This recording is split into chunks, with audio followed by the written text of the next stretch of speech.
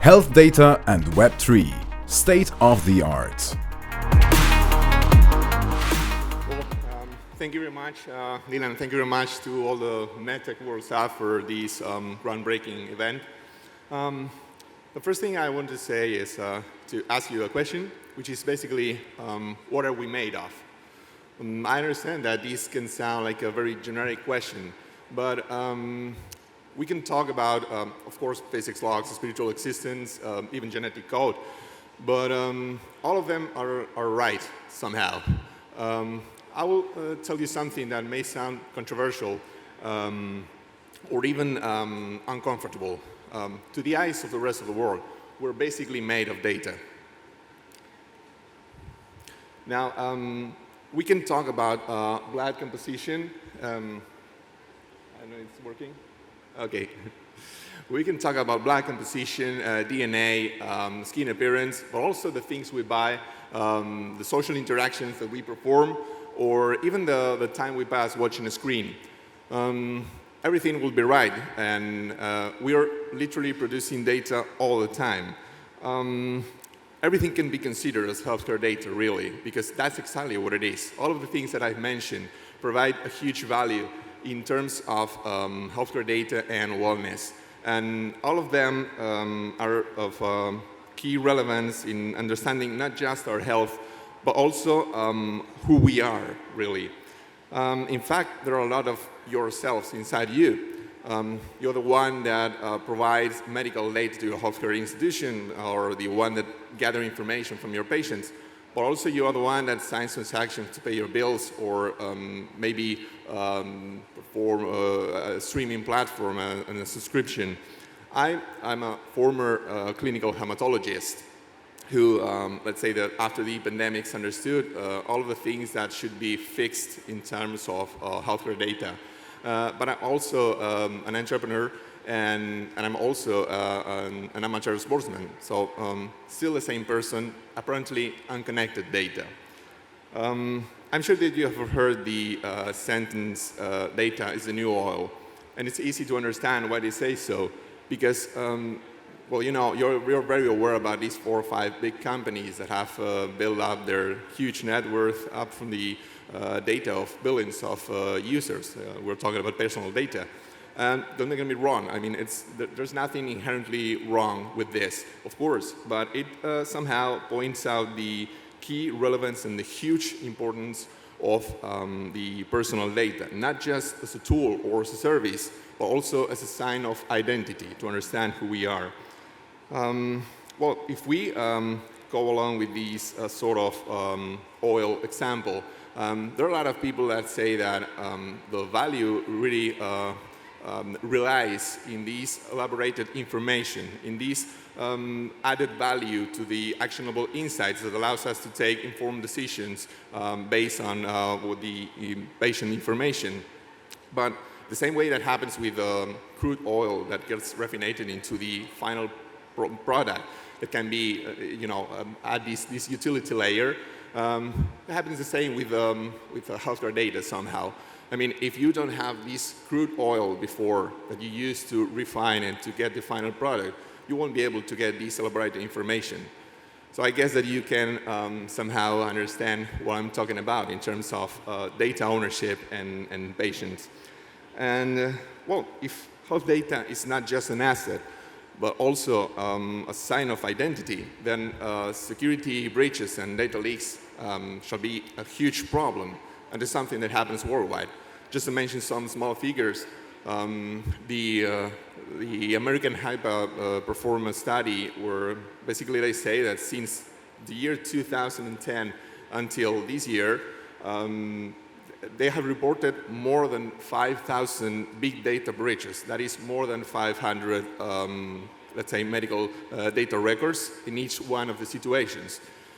I don't know if we can imagine the magnitude of this, but we're talking about more than one big data breach every single year for 13 years.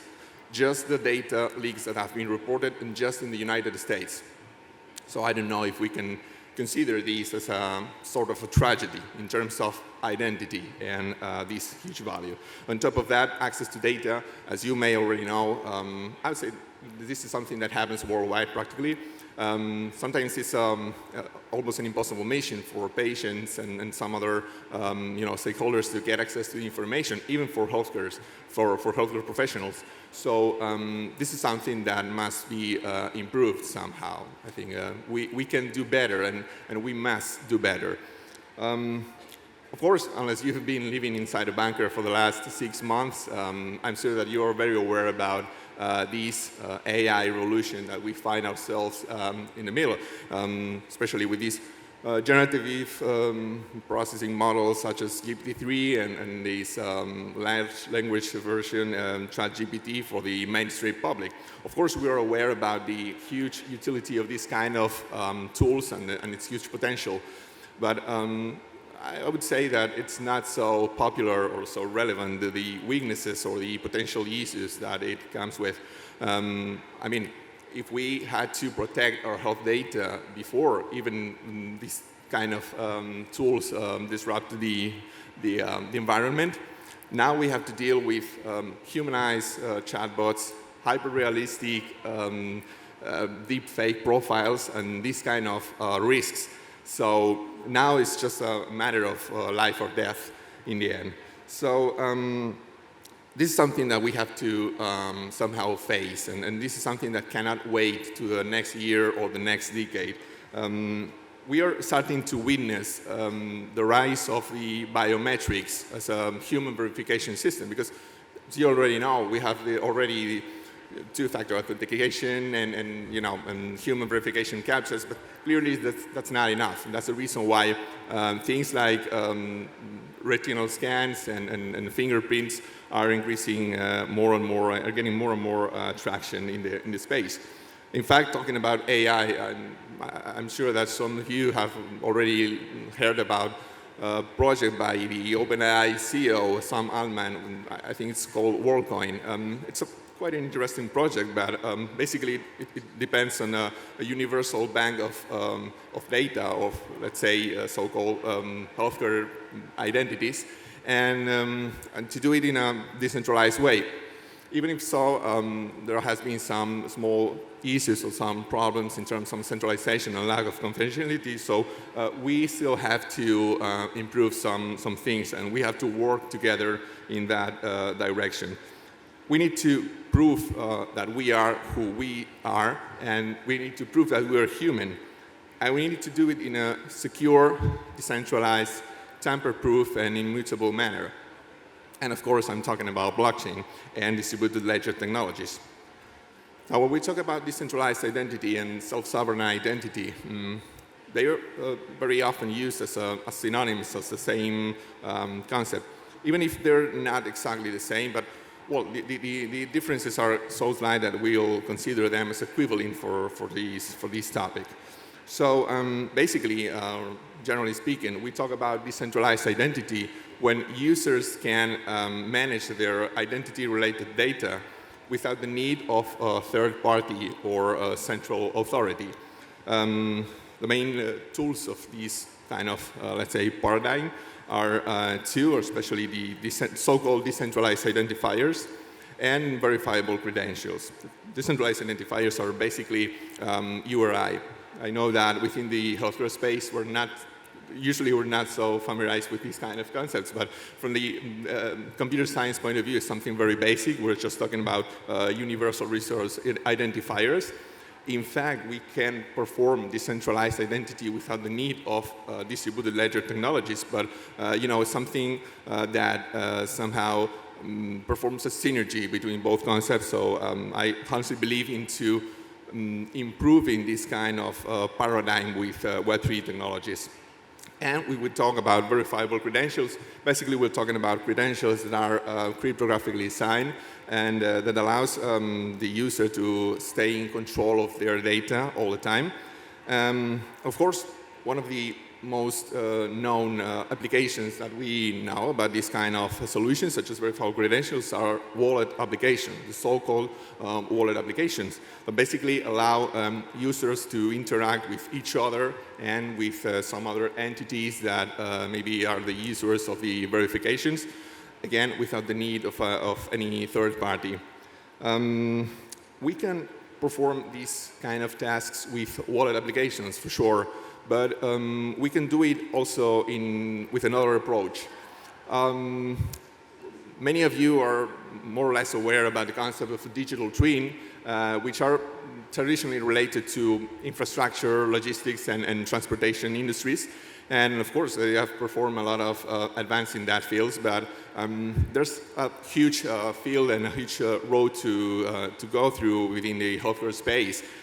Some advanced, let's say, top-level laboratories are already working in developing these human models, these sort of digital copies of ourselves to try to evaluate how the drugs and how the therapeutic processes can somehow behave before testing it into real-world people, let's call it that way. But we don't need to go so farther, and I honestly believe that we need some time yet to arrive there. We can do things much simpler, in fact. The same way that we can perform these sort of digital copies, we can perform like digital data copies of ourselves, which don't need to be so much complex and so much elaborated.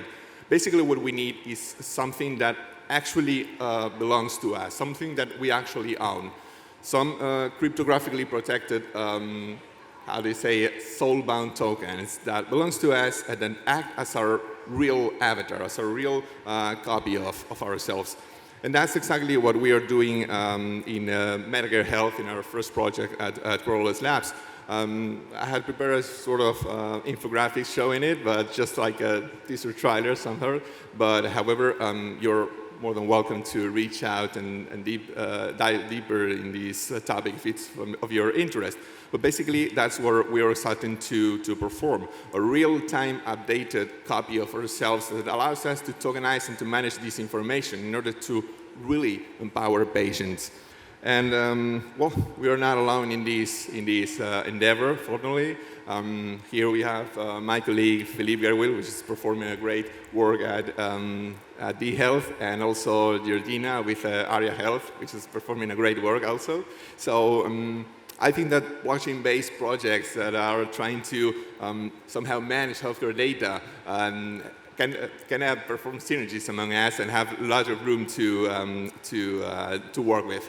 And that's exactly what I wanted to say. Going back to the beginning, what are we made of? Well, you know, for the eyes of the rest of the world, we are made of data. And this is our right as patients, not just as healthcare professionals, and this is what we have to work with. That's all. Thank you very much.